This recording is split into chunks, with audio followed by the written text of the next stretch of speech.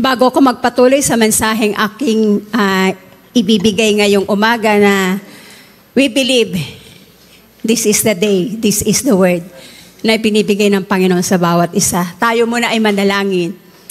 Ama naming Diyos na buhay, salamat sa oras nito. Purihin ka, O Diyos. Ikaw, Panginoon, ang manguna sa amin. Touch every heart, touch every soul, touch every mind. Na patuloy naming maunawaan ang iyong mga salita, nagbibigay ng buhay, kalakasan at gabay sa buhay na ito. Though may mga challenges, but Lord, if you are with us always, kasama ka namin sa journey ng buhay namin.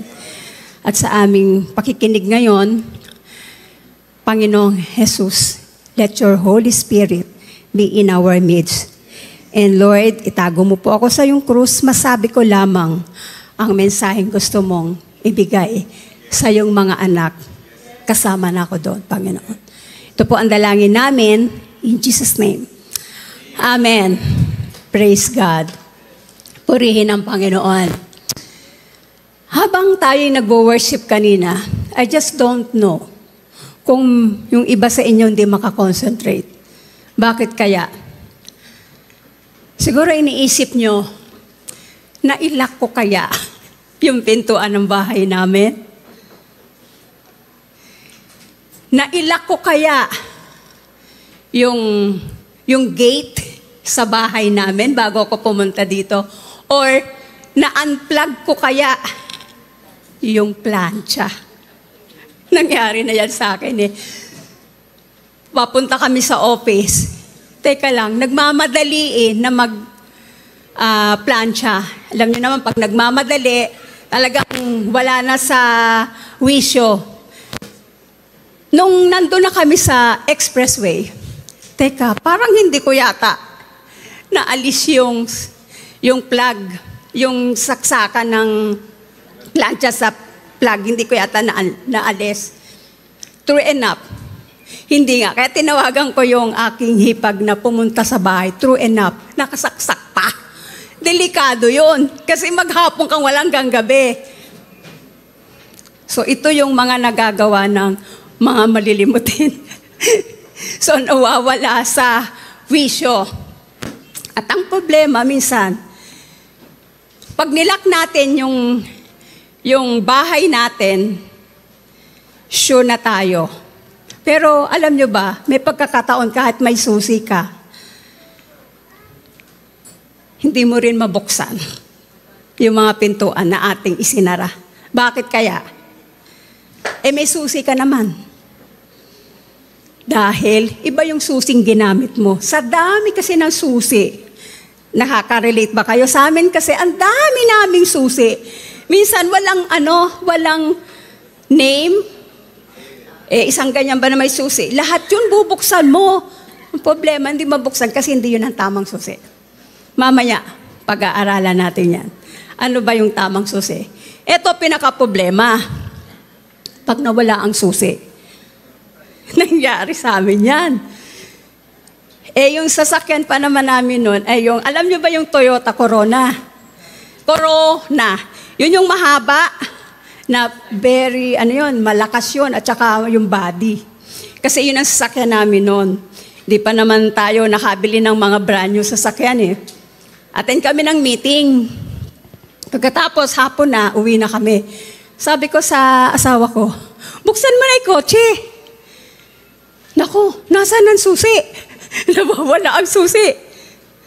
Patay tayo dyan, para tayo makakaalis. Sinilip ang kotse. Nasa loob ang susi. Patay. Sa tingin nyo, anong ginawa? Wala na tayong magagawa doon. Sirain mo na yung bintana ng kotse. So, sinira para makuha yung susi. You see? That's how important the key is. May susi ka, pero hindi yun ang tamang susi. Minsan yung susi mo, nawawala rin. And today, pag-uusapan natin, how are we going to unlock yung mga declaration ng Panginoon na ginamit si Pastor Wilbur to declare that the year excuse me po, that 2024, ito ba ang better? That 2024 is the year of kingdom acceleration. Balikan natin muna yung 2023. Ang 2023, this is the kingdom manifestation. We know all of that. That's 11. Divine intervention, career promotion, influence penetration. Yung last, character fortification. Tama ba? Ayan, memorize nyo na. At talagang mamememorize nyo naman yan. Kung may magsasalita dito laging yan, lahat ng 11 nyo, memorize. Ako, tinandaan ko lang, divine intervention una, character fortification yung huli. O, diba? 11. Pang-una at pang-11. Ganun lang kadali yun.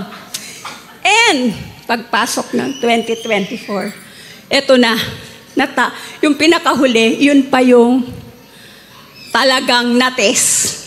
Ang sabi nga, noong 2023, yung bilis ng kingdom manifestation, sometimes is 10, 20 kilometer per, yun ang bilis. Pero noong 2024, nasubok yung huli. Yung character fortification. Siguro yung iba hindi nakaka-relate. Pero dagdag ko lang yung sinabi ni Pastor Chris last week. Nasubok talaga yung character fortification nung annual summit dahil hindi dumating yung bus sa tamang oras. Instead na alas 5, alas 9, aba, yung testing na unay 10 kilometers, naging 30 kilometers. Pero tumataas. At narinig pa na hindi yata darating ang bus. Anong nangyari? Yung iba nag-commute. May pera kasi. Siyempre yung iba, paano yan? Ang budget ko sapat-sapat lang. Diba? Puri ng Panginoon na solve. At nung umaandar na yung bus 1, siguro, bus 1 pa talaga. At nandun kayo lahat. Anong mga umaten sa Baguio. At nung paakyat na talaga sa Baguio, pataas din ng pataas yung test. Huminto tumirik pa. Nako, kanina yung 30, naging 50, sumixty. Yung bilis ng test. Paakyat ng Baguio, tingnan mo. Talagang may testing nangyayari. Kasi ito yung sa kingdom acceleration. Character fortification. Yung iba, inabot ng 80 ang bilis ng test sa kanilang buhay. Tumirik Pero alam nyo, alam ko merong nakapasa. Yung iba, medyo sumablay. Pero alam ko yung iba, pumasa. Kasi during the time naghihintay, ito ang kanilang sinasabi. Panginoon, salamat. Merong subsidized bus na pinrovide sa amin. Nung hindi dumating, Lord, okay lang, alam ko magpo-provide ka. At dumating naman ang bus, nag-provide. At nung sila'y tinirik doon sa pataas, Panginoon, salamat, hindi kami na aksidente. Tama ba? Pataas yun Alam nyo naman, marami na aksidente sa daan. At yung iba, meron na namang narinig na hindi maganda. Pero yung talagang may talagang character fortification. Lord, salamat po, Panginoon. Dahil subsidized yung bus namin, nakaalis kami. At nag-usap-usap mga area pastors, pabalikin na lang yung bus 2 nakarating. At nung dumating yung bus 2, sabi nung nakapasa sa character fortification, you provide. Diba? Nakarating naman. Amen? Praise God. So, mamili tayo. Kasi pag diniklara natin to, there will always be a test. Tama ba? Laging may test. Kaya kailangan tayo ay magpursiging maipasa ito. Huwag yung parang, okay na yan, kayang-kaya, pero the time nandun ka, kaya mo ba talaga? Hindi ka ba talaga magsasalita? So, ang lesson dito sa character fortification is have a grateful heart. Amen? Magpasalamat tayo lagi. Kaya sa mga nakapasa dyan, congratulations. You passed the test. Amen? And the time that this year 2024 was declared, alam niyo ba ang mga Chinese, meron din silang lagi, di ba? Lagi silang nauuna sa anong ibig sabihin ng year 2024. When we attended one of our assemblies of work, one of our Christian colleagues there, sabi nila, they are so hopeful.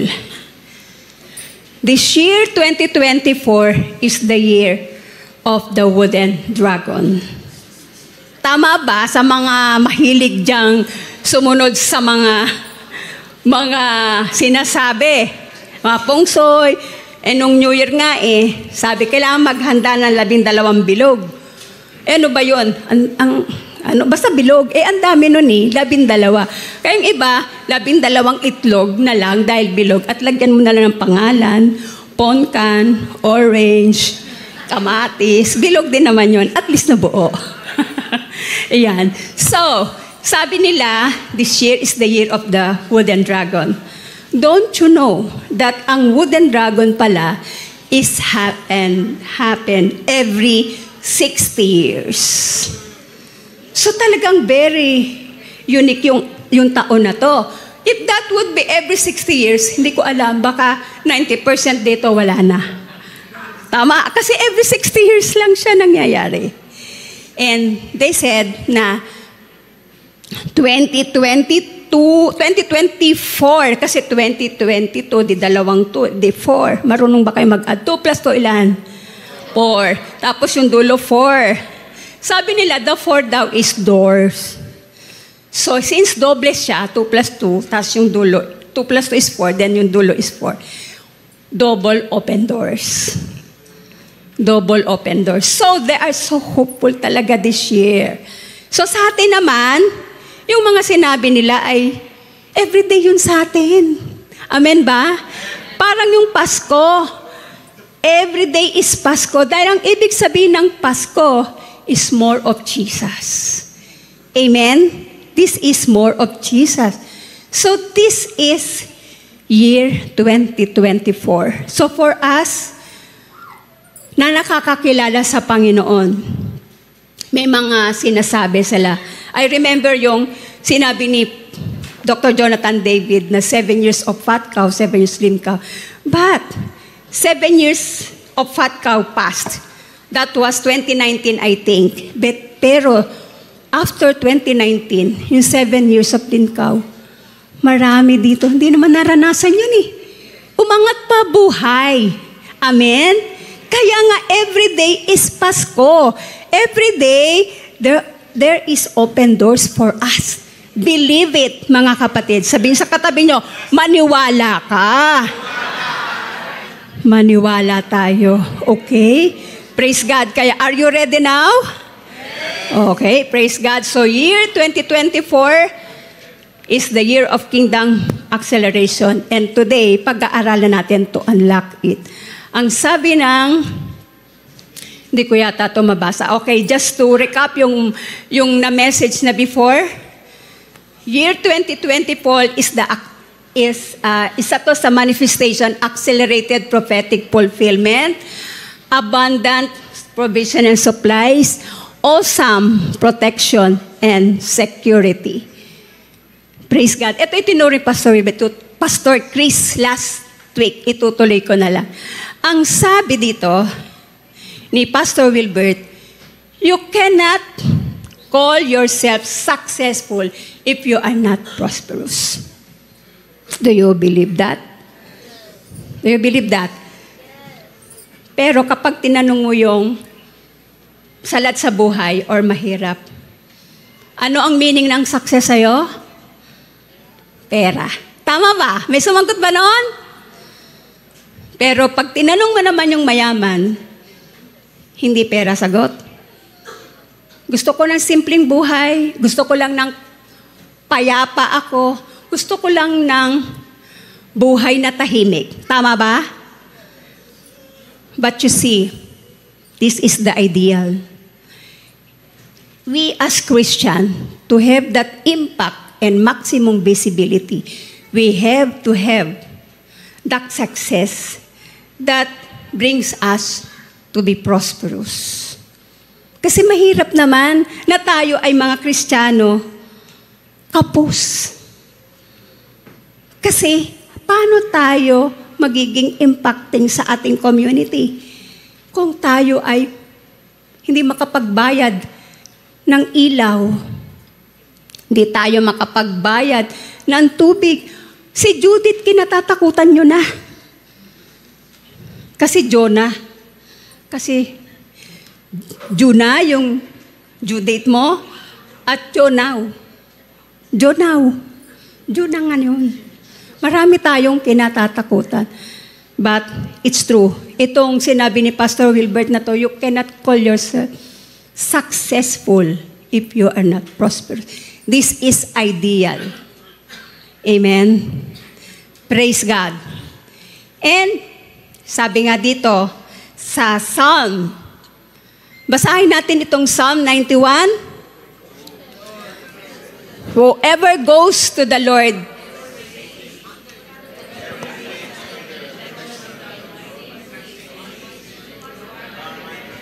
and protector, you are my God, in you I trust. He will keep you safe from all hidden dangers and from all deadly diseases. Nung dumating po kami sa Baguio, kasi mas nauna kami, 8 pa lang, kasi 10 diba? 8 pa lang, syempre kain kami. So okay naman, may malapit doon na kainan, doon kami kumain. And tomorrow, kinabukasan, start na nung gawain, tama ba?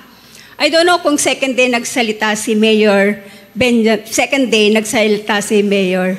First day pala, nagsalita si Mayor Benjamin Magalong that yung Baguio pala ay merong outbreak, merong gastroenteritis. In fact, I don't know kung prior to that day na nagpunta siya, he was interviewed sa TV na siya mismo ay nadali noon. Nakadextro siya, I don't know kung sa hospital or clinic yon. Kami kumain, Kumain, siyempre, di naman namin alam, minom kami ng tubig. Pero praise God, walang, narinig ako I don't know kung talagang meron, wala akong narinig sa 1,005 attendees, delegates, nakaranas ng gastroenteritis. Wala. Praise God. Amen. Merong naranasan sila, nahilo lang, ganun. Pero praise God, thank you sa mga medics. Wala namang, may na-hospital ba? Walang na-hospital. Purihin ng Panginoon. So really, the Lord is so good. Na nagbibigay siya talaga ng protection sa atin. Ang sabi nga dito, He will keep you safe from all hidden dangers. Speaking of dangers naman, yung sasakyan namin, ay alam ko namang okay siya. Nakapunta kami, yung sasakyan namin ngayon is yung, hindi na yung corona, ano na yon, nai-dispatch na, tumitirik Ito, hindi na masasabing luma, yung Fortuner, okay naman siya, kasi medyo bago-bago naman. At isipin nyo, nung Thursday, nung aming start, ayaw umandar. Pero parang may discernment ako before na bago pumunta. Kasi November, pumunta kami ng Ilagan. Ginamit namin yun for almost 1 week. And then, bumalik kami ng December sa probinsya. 1 week, yun din ginagamit namin. Pumunta pa ng Baguio. Ginamit namin. Napagod ba? Napagod. Hindi na namin ma-start nung Thursday. Kinabukasan, pupunta kami sa Gavinti, dun sa aming pinag-usapan.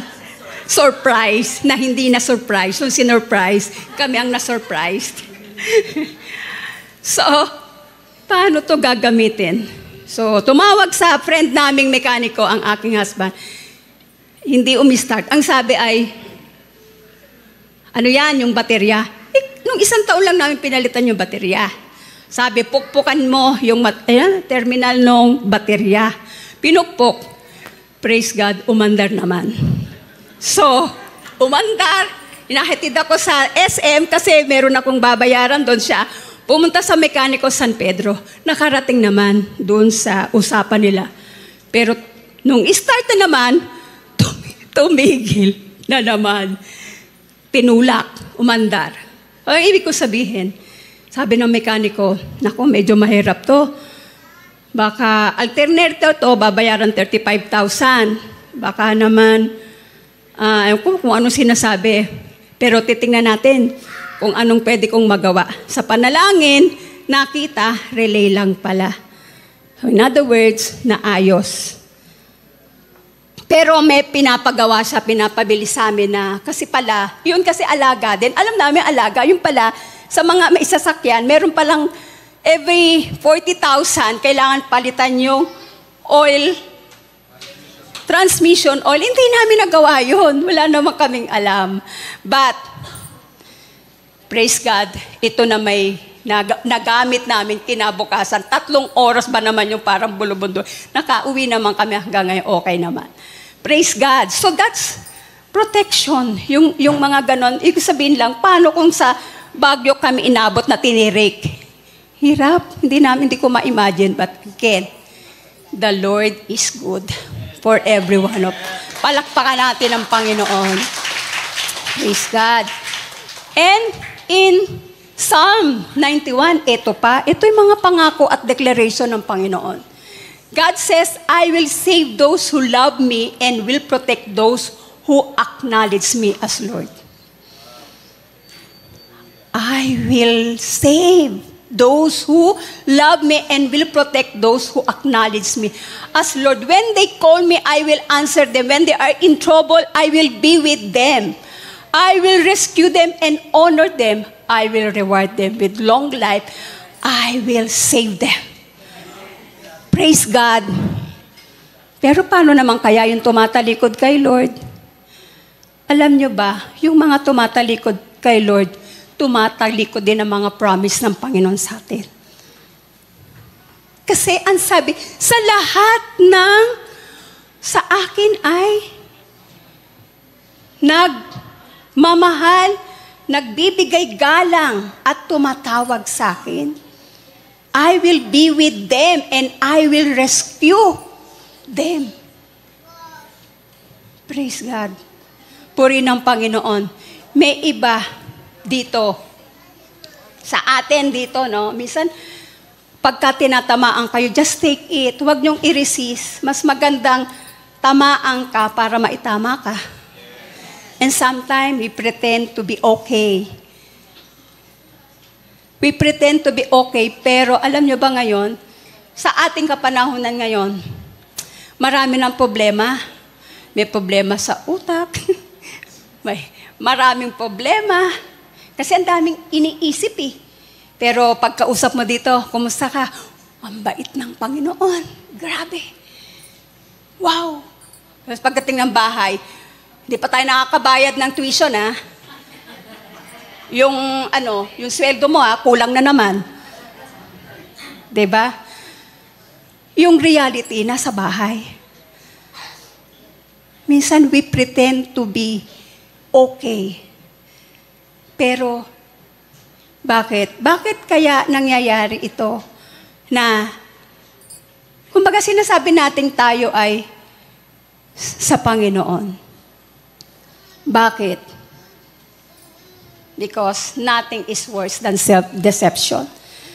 Niloloko lang natin sarili natin. We always pretend na okay tayo. Kasi yung isip natin, hindi makatulog bukas. Bayaran na, due date na. Samantala yung kasama mo sa bahay, walang trabaho, mas masarap ang tulog. Ikaw may insomnia na, kaiisip. Kinabukasan, naku, due date nung sasakyan, babayaran. Actually, nangyari rin sa akin yan eh. Hindi naman lang kayo ha. Siyempre, nung pandemic, biruin mo. Nung pandemic, 2019, bumili pa kami ng property sa Aper, sa Central na ngayon.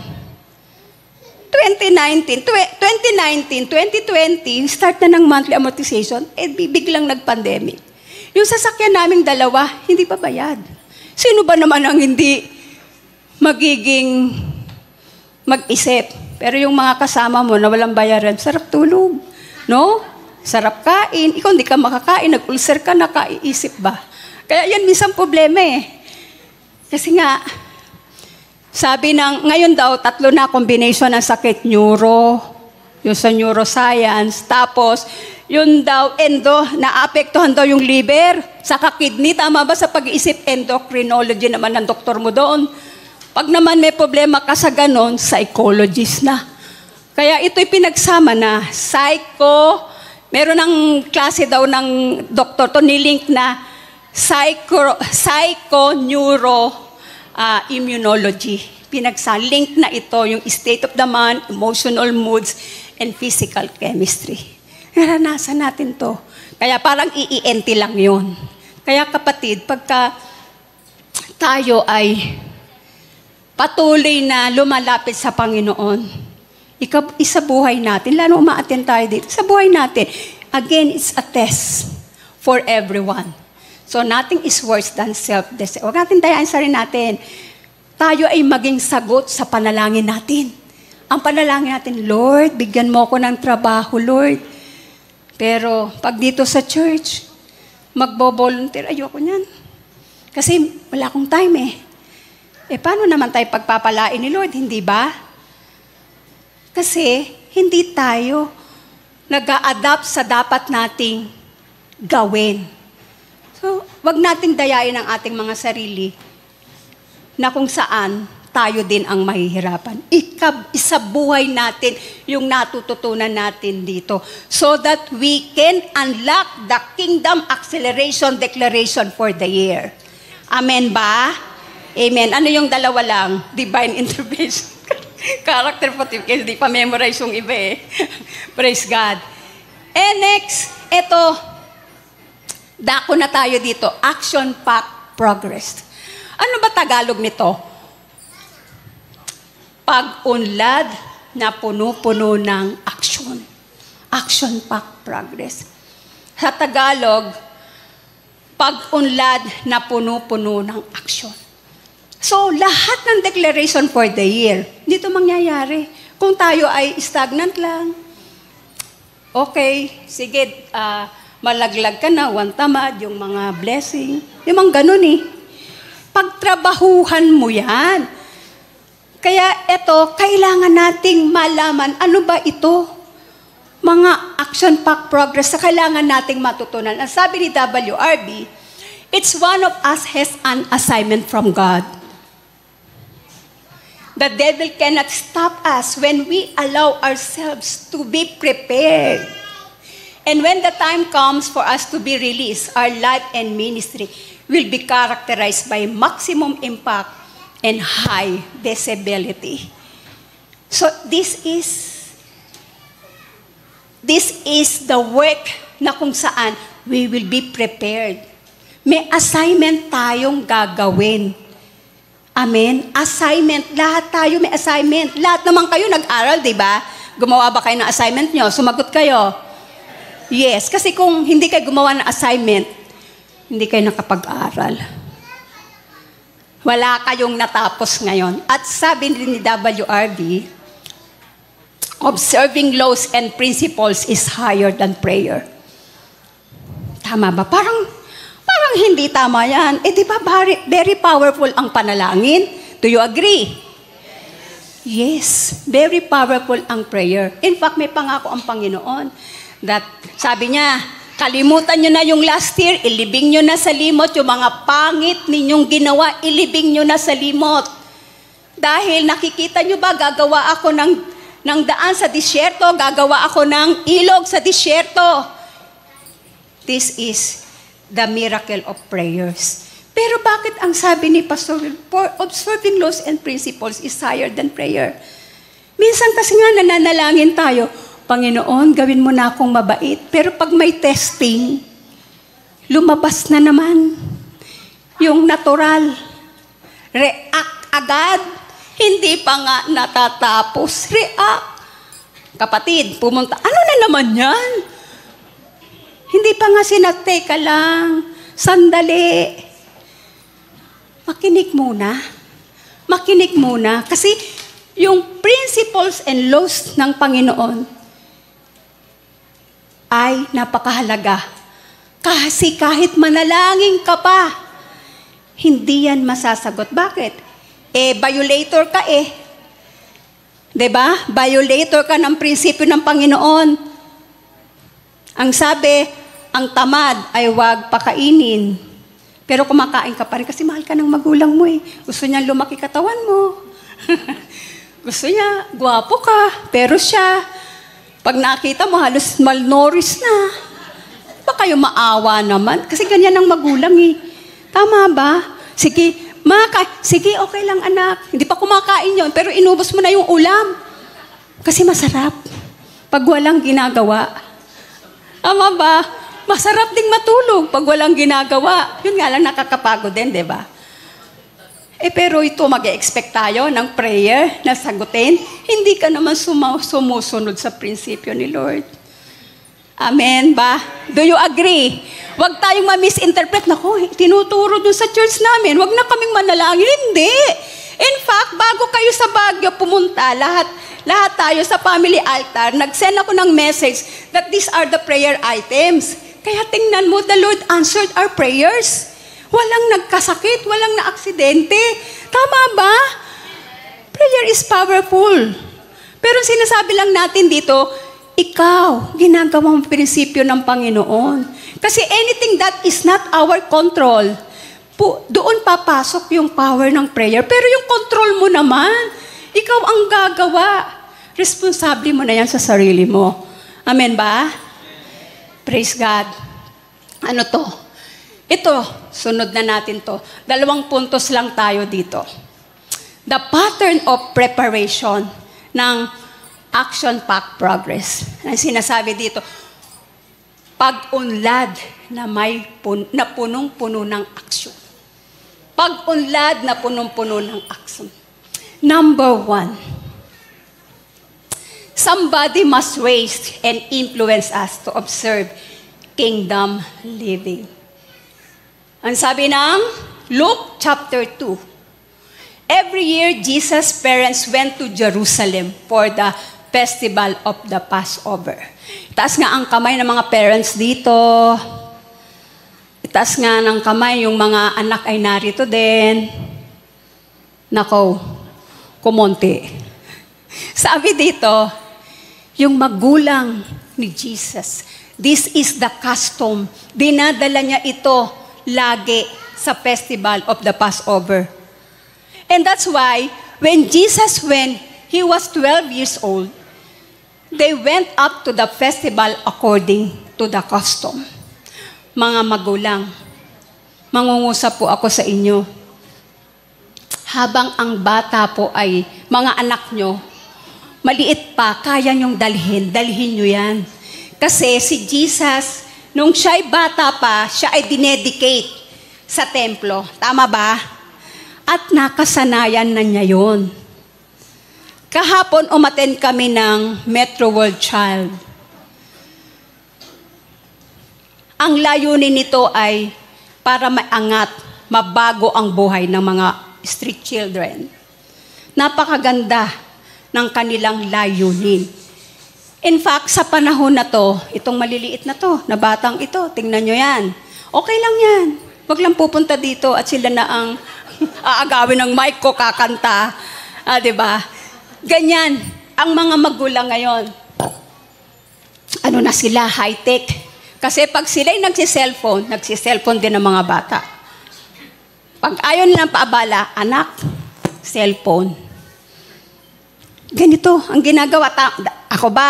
Ako ba, hindi reality dito, real talk to. Napapansin ko yan sa lahat. Hindi na ako magsasabi ng pangalan. Gusto mapasi pa yung bata, cellphone. Pero alam nyo, merong batang kasi cellphone. Lumabo ang mata at nagsasalamin na at the age of 6. So, ang grado niya. So, napakahirap ng ating kalagayan, magulang. Malaki responsibility nyo. Alam nyo sa bata, mag-train ka ng bata. Napakahirap niyan. Kasi wala pa kasing alam yan eh. Tama? Walang alam pa. Ang sabi nga pa, sa atin sa Sunday School, sidewalk, walang kita dyan. Laki kita lang kapag yan ay may edad na. Pero kapag bata pa, you will give more time for them. Gagastusan mo talaga.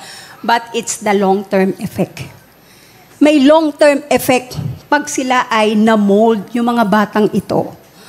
And that's why, when He was 12, si Jesus Christ na nung dumating sa edad na 12, siya mismo, kahit wala ang magulang, pumupunta sa templo. Mas masarap ba yon? Na nasanay nang dinadala mo siya. Mga magulang, kapag ang anak nyo nasanay, mas maganda na, ma, nasan ka na? Sila na nauna sa Diyos, ikaw na iwan. Tama? Hindi yung, nako, ayoko nang isama yung mga batang to, ang kukulit eh. Sige, tulog. Ayokong gisingin. Mga magulang, this is our duty now. Maraming bata ngayon napapahamak. Iba ang ka-fellowship nila. Huwag tayo makontento, tayo lang. I'm speaking sa amin, bilang magulang, alam ko yung responsibility na ganito. Kaya, kung kayo ay may anak na bata, ipadala nyo sa Sunday school. Huwag yung, ay naku, umiiyak eh. Overprotective ka talaga. Overprotective. Pero alam nyo ngayon, ikaw bilang nanay, tatay, ikaw mag-impluwensya sa anak mo hanggang bata. Kasi pag hindi mo nagawa yan, pagdating ng araw, ikaw i-impluwensyahan yan. Tama? Sasabihin sa'yo, ma, mali yan. Ma, wag dyan. Tuturuan ka na, ma, bakit ganon? Mataas pa boses kesa sa'yo. Hindi naman mga high tone yan, mga singer na kusan. High tone, ma! Tama ba? Nakaka-relate ba kayo? Kasi hindi nyo na ituro sa tamang panahon, sa tamang edad nila. At nakakalungkot yun. Sila na ang sumusunod sa magulang. At ang sinasabi pa nila ganito, ang hirap magpalaki ng magulang. Sino bang unang lumaki? Sino bang pinalaki? Sino bang nauna, yung anak o yung magulang? Nalito ko eh. Kasi ang hirap magpalaki ng magulang. Totoo nga ba yun? Sino bang naunang nagpalaki? Iyon. Kapag gano'n na ang mga dialogue, delikado, ibig sabihin, ayan, nanganganib yun talaga tayo. But, praise God, sa mga narito na, pwede pa namang makorek, no? Laging may second chance. So, mga nakakarinig ngayon, naintindihan nyo na hindi dapat kayo yung mataas ang boses. Kasi, diyan tayo nanggaling. Let's honor our parents. Yan ang tinuturo ng Biblia. Amen. Paano naman yung mga may edad na, young people? Saan naman papadala? Sa Sunday school. Hindi ko sinabing sa Sunday school ipadala. Ang ibig ko sabihin, pwede nyo silang i-push, encourage to be involved. To be involved sa mga ministry available. Actually, sa church natin, we need work first. Kaya lang, maraming work. Walang puwersa. Kasi kulang ang tao. We're speaking on this. People. Sabi, 12 years old at tuloy natin.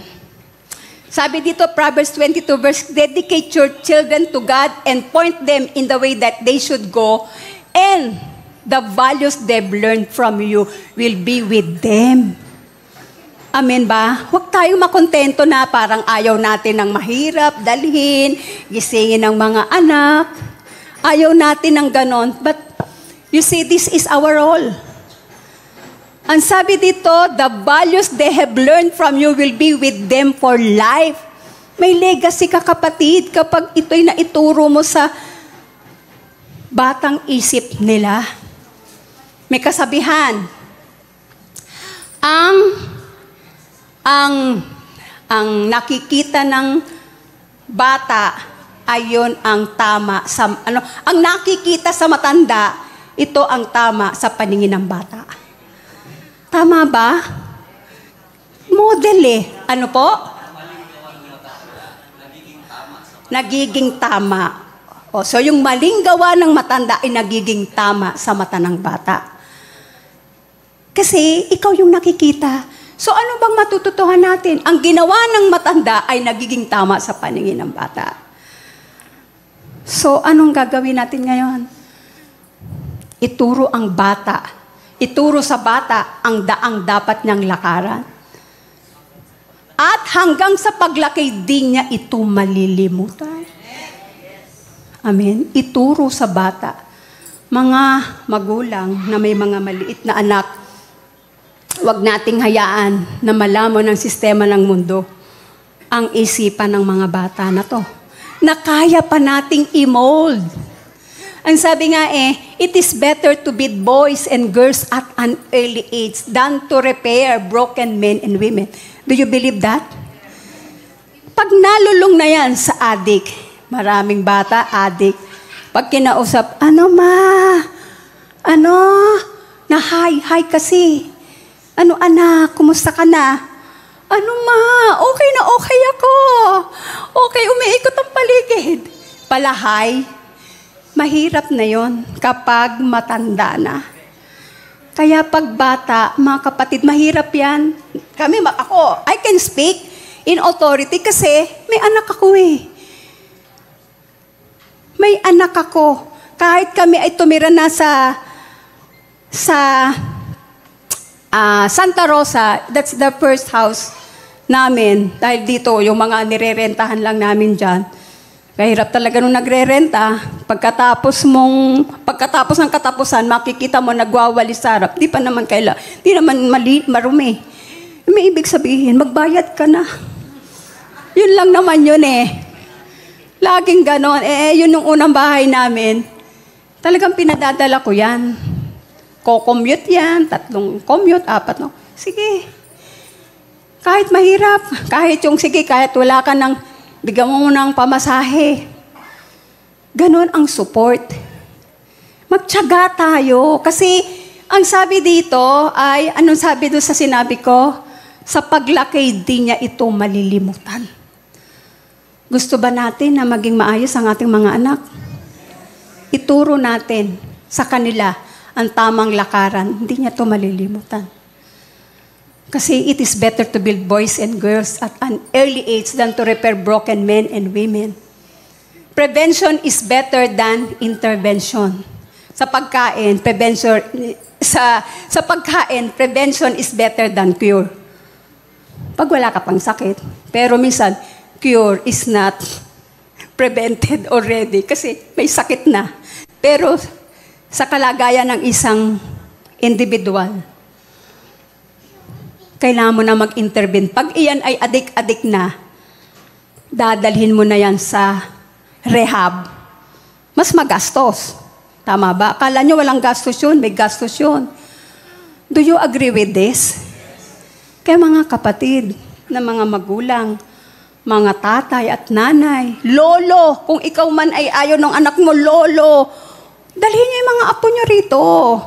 Dahil ngayon, ay masyado kaming active na talaga na itong mga batang to na maliliit pa ay mamold. Mamold. Kaya talagang timing kayo dahil hindi malilimutan ng mga batang yan pag sila ay lumaki. Alam nyo ba, when I was in Paris last 2019 ba yan, nung pumunta kami sa isang lugar, yung malaking simbahan. Ang laki ng simbahan doon. Pero alam nyo ba, walang halos nagsisimba. Yung maluwag na daan na yan, overlooking pa yung simbahan. Alam mo, sa gabi, ginagamit na dating place. Parang luneta yun. Sabi nila, kasi yung mga matatanda, nagkamatayan na. Nawala nang natira. yung mga bata, hindi na ituro sa tama. Nawala ng legacy. So kapatid, gusto ba nating mangyari yun? Mapapanatag ka ba habang ikay naghihingalo? Naku, delikado yung anak ko na yun. Magulo isip mo. Kasi alam mo, hindi ka pa handa dahil hindi pa ayos ang buhay. Hindi naman pwede. Sinong pipigil ng kamatayan? Wala. Hindi mo nga rin alam kung kailan ka kukunin ni Lord. Tama ba? Kaya habang narito tayo, gumawa tayo ng kaparaanan na maging mapakinabangan tayo. Maging kapakinagam ka at ako. Amen ba? Ang sabi ng number 2 naman, we must develop intimacy with His Word and learn kingdom principle to discover our life purpose. Para tayo mabuhay ng pag-unlad na may punong-puno ng aksyon, isa ito sa kailangan nating ma-develop, the intimacy with His Word. Ano ba yung intimacy? Example lang yun, yung mag-boyfriend, mag-girlfriend, mag-asawa, intimacy with His Word. Meron tayong tinatawag na pagbabasa ng salita ng Diyos. Don't just read. Ang sabi dito, read, don't just read. Understand. Understand what you read. So that you will gain wisdom. Bakit? Ang wisdom kasi is the applied knowledge. Kung wala kang binasa, anong i-apply mo? Kaya kailangan magkaroon tayo ng intimacy kahit parang wala namang kasi ngayon, uso na yung mga maraming drawing sa social media. 'Di ba? Marami na. Pero sabi dito, we must develop intimacy with His Word and learn kingdom principles to discover our life's purpose. Ang sabi ni Miles Monroe, to live a life without a purpose is the greatest tragedy. Kapatid, alam mo na ba layunin mo? Of course, yung iba hindi pa. Pero as you grow old in the Lord, as you become mature in the Lord, makikita mo, i-confirm yan sa'yo ng Panginoon. Yung purpose mo sa buhay mo, ang layunin mo, siyempre ang layunin ng Panginoon, ikaw ay maging maayos, ikaw ay lumaki na may value at pinagpapala ng Panginoon. Amen ba? Speaking of pagpapala, hindi na ngayon tinitestify ang pagpapala, tama? Nakikita na sa social media, ay, may blessing. Meron dito akong inaanak, di ko nababanggat yan. Kailan lang, nagpa-blessing ng sasakyan. May iba, nagpa-blessing ng mga bahay. Praise God, pagpapala, hindi na yan tinitestify dito. Dati kasi meron tayong testimony bago merong umakyat dito, wala nang ganun Panay, nakikita na lang sa social media. Ay, praise, comment, congrats. Diba, gano'n na lang. Pero balikan natin unang panahon. Yung testimony, napakahalaga yan. May nag-testify ganito. Alam niyo po mga kapatid, nung ako po ay pinatungan ni pastor, nabuntis po ako. Yung mga nasa likod, grabe namang pastor yan. Kahiya-hiya. Kaka-backslide naman dito. Lumapit yung pastor. Sister, pakiayos naman yung sinasabi mo. Ang ibig sabihin niya, nung pinatungan ako ng kamay ni pastor na nalangin sa akin, ako ay nabuntis. Ayusin natin yung ating pagsasalita kasi. Actually dito, meron din dito. May nagbulong lang kasi sa akin. Talaga, magandang sabihin yun. Kasi para minsan tayo accurate. Diba? Sa social media, alam mo na. Yung pag nagsalita dito, minsan hindi maayos May nag-testify. Nandito yun. Di ko lang kung nandito yun. Ang sabi, nung ako'y walang bra, talagang napakahirap ng buhay. Ngayon, may bra at panty na ako. Sabi nung may nakarinig, senior citizen, ano sinasabi nun? Lilinawin natin. Siyempre, tayo kasi nakakakilala sa nagte-testify, alam na natin. Ang ibig niya sabihin ganito, nung ako'y walang brang pangbili, noon, wala akong maibenta. Ngayon, dahil si Lord nagpala, meron na akong maibebentang bra at panty. Iyon. Ayusin kasi. Ayusin ang pagsasalita. Tama ba? Kasi ganun nga marami tayong inaccuracy sa salita. Kaya pag nagsalita kayo, ayusin nyo. Kaya ngayon, pag nagsalita dito, ni-screen na namin. Baka kung anong masabi pa walang magpaliwanag. Siguro nakahang kayo nun. Ngayon, pinaliwanag ko na. Wala na kayong tanong, ha? Kasi nung isang linggo, nung isang linggo, may sinabi si Pastor Wilbert, sayang ang tato, sayang ang putol. Wag niyo akong tatanungin. Ako na may tawa ng tawa dito, may lumapit sa akin, Pastora, ano ba ibig sabihin nun? Yung sayang ang tato. As if naman ako din hindi naman ako. Baka may ibig sabihin, wala pang nakakaalam nun. Sayang ang tato. Alam na. Siguro nag-search kayo, no? Nalaman nyo na anong ibig sabihin nun. Ibig sabihin, sa mag-asawa, kailangan nagkakaunawaan. Yun lang naman yun. Hindi ibig sabihin, mas bulado ka, marami kang tad na tato. Hindi ka na maglalaba. Hindi ka na magluluto. Ito just to expose. Kaming dalawang mag-asawa, namin, kasi ako, sa totoo lang din, hindi rin talaga ako mapagtrabaho sa bahay. Dahil unang-una, pag inubos ko ang lakas doon, sumpungin ako ng sakit, allergy ako, wala nang pakinabang sa akin. Kaya siya, wala namang tato. Sayang ang walang tato. Siya na gumagawa ng tagalaba. Anong ulam natin? Ganun na. Hindi. Pero in fairness, no naman, ginawa ko yun. Kaya lang talaga, naglaba ako. Pinapakita ko rin naman na bilang babae, ako din ang mag-aalaga sa asawa. Minsan pala may limitasyon Kasi, lumabas yung aking almo. Nadala pa ako sa ospital. Di gastos na naman. So, nasa usapan niya, yun ang ibig sabihin ng sayang ang tato. O yan. Alam nyo na. Diyan kayo magaling. Baka naman pagkatapos ng preaching ko, ang naintindihan nyo yung mga jokes. Sana naman hindi yun. Yung prinsipyo. Ha? O, sinasabi ko lang yun para maintindihan. Para baka mamaya kasi may lumapit na naman sa akin. Anong ibig sabihin nun? Hindi makamove on. Praise God. Sabi ni Miles Monroe, to live a life without a purpose is the greatest tragedy. Kasi bakit? Namatay ka na lang nang wala kang pakinabang. Tama? Wala kang pakinabang. May pakinabang ka, pero hindi mo nagawa yung purpose mo.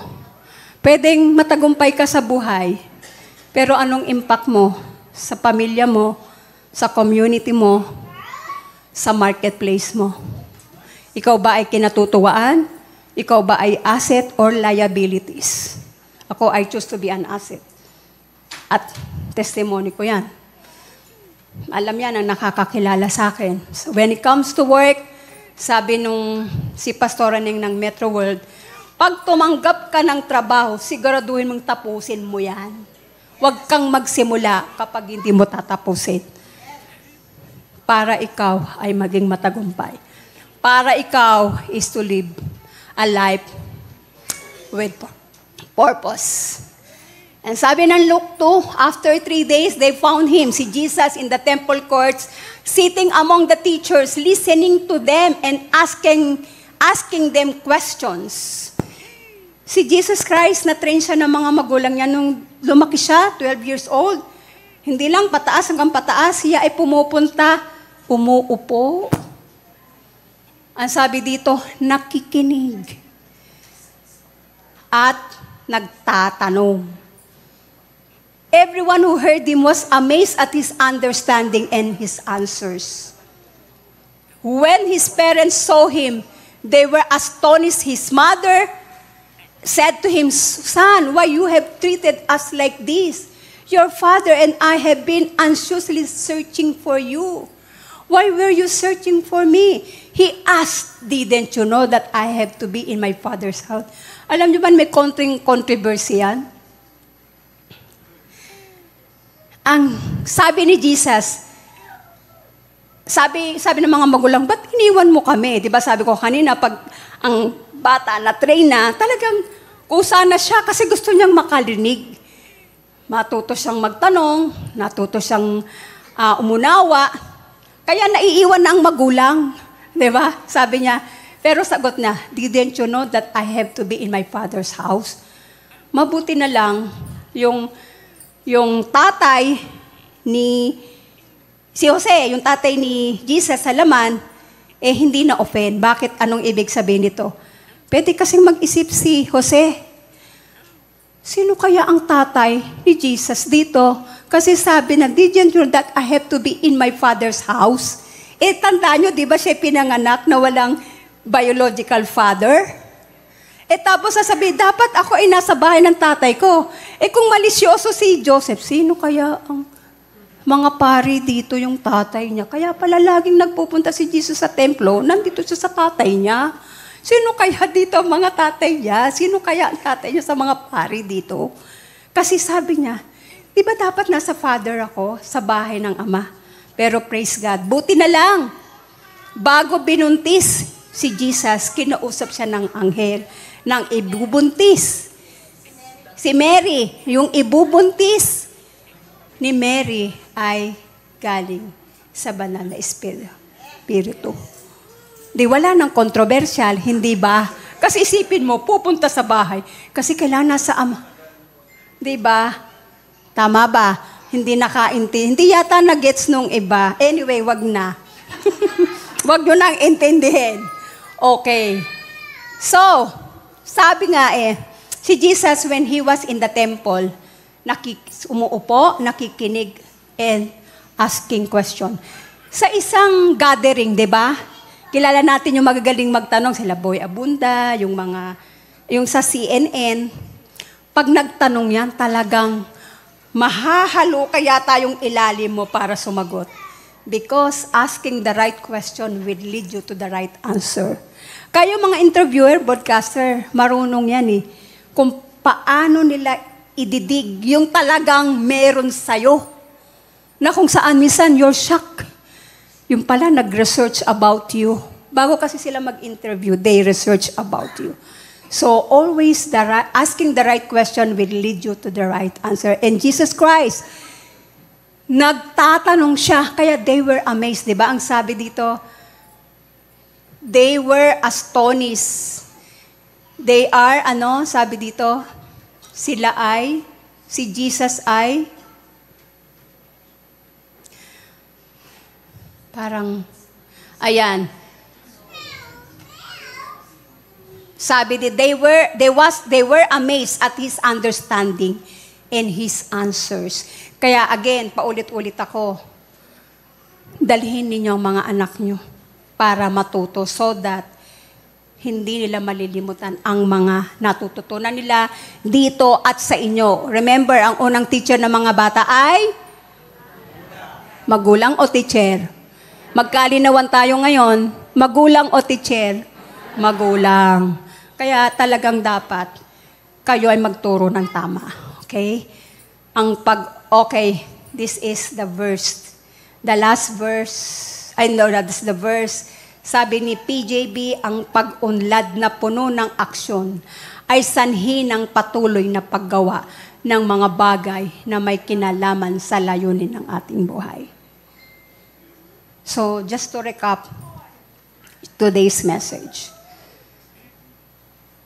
Yung unlocking the promises of God depends on us who obeys laws and principles of the Lord. You want to be successful? You want to be abundant? Do not pursue it. Do not pursue it. Make yourself valuable. Don't pursue success. Don't pursue money. Make yourself valuable. Ikaw ba ay may halaga? Anong halaga mo? Silver? Gold? Diamond? Ikaw ang nakakaalam niyan. It depends kung gaano kakahalaga na nabuhay sa mundong ito. Kasi ang pang-unlad na puno ng aksyon ay sanhi ng patuloy na paggawa ng mga bagay na may kinalaman sa layunin ng ating buhay. Kaya mga kapatid, ngayon pa lang, alamin mo na, ano bang value ko? Paggamit mo yan. Ano bang halaga mo? Ano ba impact mo? Huwag mong ipagkait yan. Darating ang time, they will be thankful to you. Don't you know that Miles Monroe,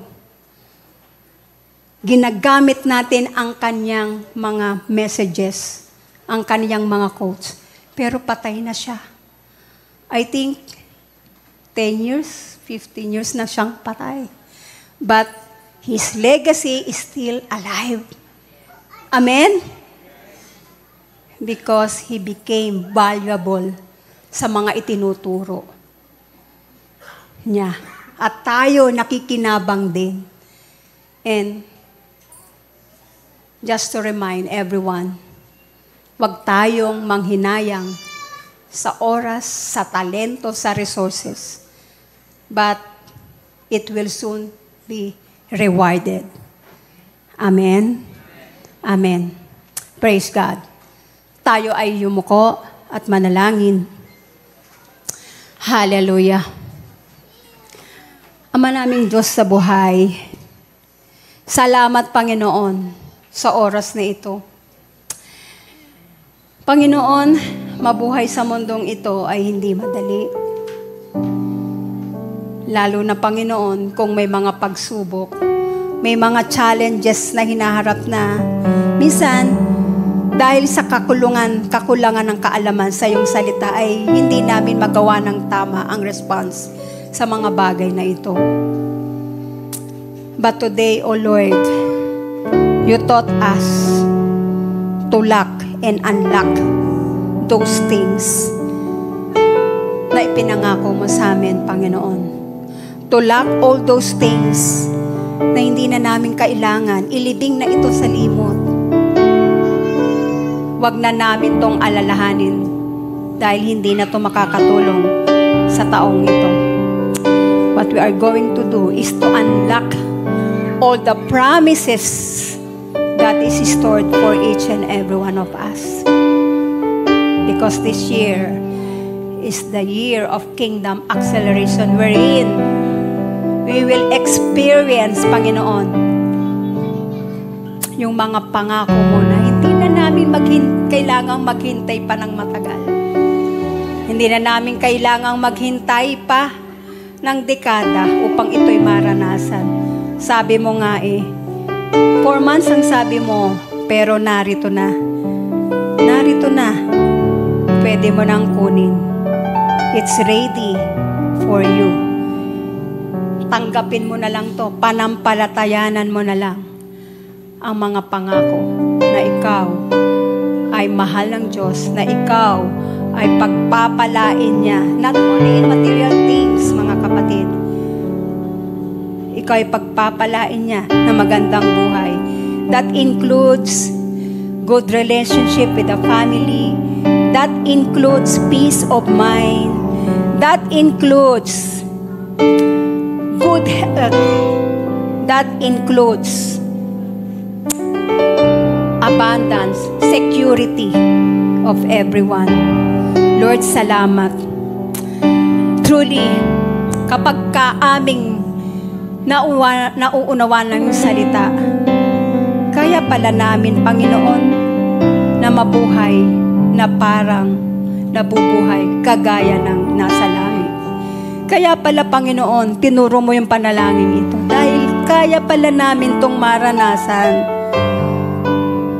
Your plan for us is to prosper us, not to harm us, but to give us a good future. Salamat, Panginoon, sa oras na ito, sa lahat ng nakikinig, online, nakikinig at nanonood, at sa mga narito. Lord, help us with your grace to really understand your word and apply it so that one day we will know how to respond right. We will know how to handle sitwasyon namin sa buhay. And surely, amin kang pasasalamatan sa mga nangyayari, Panginoon, na hindi maganda. Lord, pasasalamatan ka pa rin namin. In all things, we will always give thanks because this happens for a good thing. This happens, you have a good purpose in us. Iangat kami, Panginoon. Patuloy mo kami, Panginoon, na magamit. At Lord, hayaan mo, Panginoon, itong mga sometimes shaking, series of shaking. Lord, don't allow us na mawala sa iyong kamay. Kahit anong shaking, Panginoon, wag mong i-allow na mawala kami sa iyong kamay. Sa pagkakahawak mo sa amin. Hallelujah, Jesus. Lord, we pray for all the parents, young adult, young couples. We pray, Panginoon, na kung saan, Lord, sa oras nito, sila'y maging kagamit-gamit, Panginoon, sa lugar na binabilangan nila. So that we have that testimony to tell that you are good, you are a faithful God, you bless us continually. At hindi mo na inaalala yung mga bagay na nagawa namin in the past because you know our hearts that we want to follow you fully. You want us to experience